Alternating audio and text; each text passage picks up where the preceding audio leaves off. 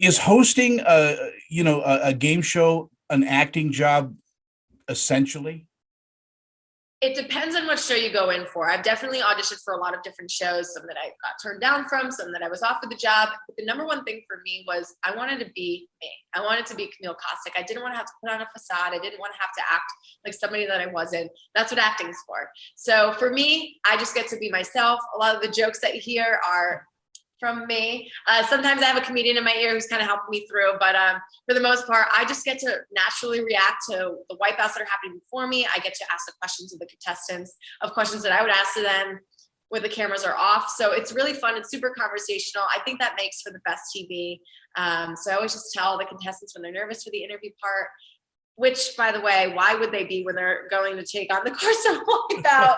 But, you know, it's surprising. People get really nervous to talk on camera. I just tell them we're just having a conversation. So with this job specifically, this hosting job, no, you get to be yourself. And I know that's why. I think a show like this is a metaphor for life. What do you mean by that? Why do you think that? Because people go through all kinds of obstacles in their daily life, and to overcome. And I think this really kind of makes that real for people. Yeah, I actually really love that you just made that comparison, because you have to just you get knocked down over and over again, and you have to keep getting back up. There are times, there's actually a point for those who haven't tuned in yet. There's still a lot of great stuff coming up. We're not even halfway through the season. There's still a lot to come, but I'm hoping that they'll show it. I never know what actually makes it on. But there was a contestant, I believe it was a brother and a sister, and he wanted to give up. The brother wanted to give up. The sister had completed it. She was on the platform. She was waiting for him to come through. And even though another team member had passed them already, I just wanted him to finish it. He was so close. He kept getting wiped out towards the end. And I went over and had a talk with him. I don't really remember what I said. It was really in the moment. But he finished, and he got up and he finished. And I'm so glad that he did. I think at the time he wanted to give up, but it really is like life. You just got to go. You got to make it to the finish line. Everybody's story is going to be different. Some are going to flow. Some are going to hit the road bump over and over again. Some might just hit it one time. But either way, everyone's going to finish. And I think those makes for the best stories. It's about falling down and picking yourself up again. It really does hit that part of that human equation.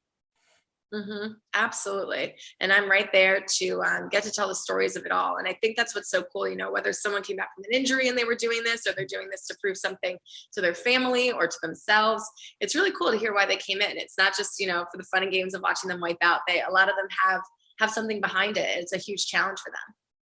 Now, are you going to eventually step behind the camera and direct and produce?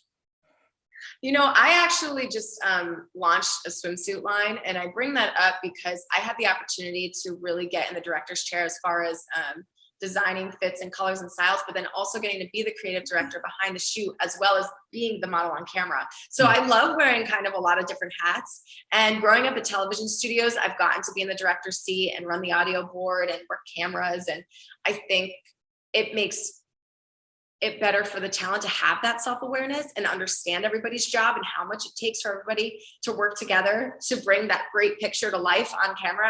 Shout out to the crew. They're unbelievable. And we're outside, and the weather is not the same all the time in Santa Clarita. It's its own little atmosphere out there. We've got sandstorms and windstorms, and there are just like guys holding things to reflect that light to make me look the best ever, or block that sand from getting in my eyes. Sometimes it doesn't work, so I'm happy to really put up with some stuff. But I definitely could see myself being in the director's side for sure. But for now, I'm having a lot of fun getting to tell the story of everybody on the show. I think if you're a well-rounded person in entertainment, you've done everything, from sweeping the stage to writing the scripts and all of that. So congratulations on that part of your life too, because it makes you better. Definitely. Absolutely. I actually, a lot of the times, whether I'm on set for modeling or for hosting, if someone's dropping something or something's too heavy or somebody needs an extra hand, I am like microphone down and all up in the action. And they're like, no. And I'm like, listen, I'm human. Someone needs help. I'm going to help them. It's just, it's the way that I am. It's the way I've always been. And I have the same relationship with my audio guy as I do with the person who cleans up this line that, whites up the platform that I stand on the same as I would with the director and the AD. You know, I love talking to everybody. We're all there to have a good day. Well, you are a marvelous ringmaster, and this show, you know, has gone through a lot of different incarnations, but this new season, like I said, it's a lot rougher, a lot more brutal, but I think the rewards are better. Mhm. It's definitely rewarding. I would be lying if I said I didn't tear up a lot of times. You know, getting to hear their stories and their backgrounds, and you know, just a piece of their life, and then watch them win the course.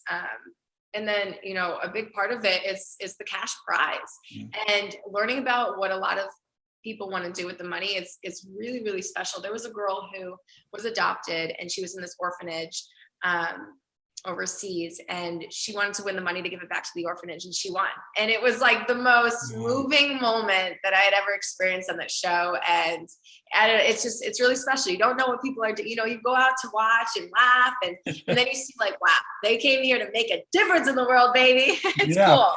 Well, and you are, and it's such a pleasure to meet you and talk with you this morning, Camille.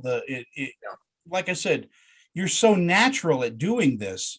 You know, and I'm glad that you're doing something that is you. Mm-hmm. Thank you. Me too. It makes work really fun. Every day, 4 a.m., I get picked up and I drive up to set. I see the sun come up, and I sound like a big crybaby on this interview, but I get choked up because I'm like this. I dreamt of this. I dreamt of being able to be in this position of lights, camera, action, and just get to be me and not, you know, be somebody else, especially in Hollywood. So I love it. And congratulations on your swimsuit line as well. Thank you. I didn't mean to put that in there, but I've directed before. I love shameless plugs. Are you kidding? Thanks. You have a wonderful afternoon. And again, it's Wipeout. Check it out. A brand new season. And then Camille is the host. So there's a reason to tune in. Yes. Thank you so much. You're great. Bye-bye, sweetie. Bye.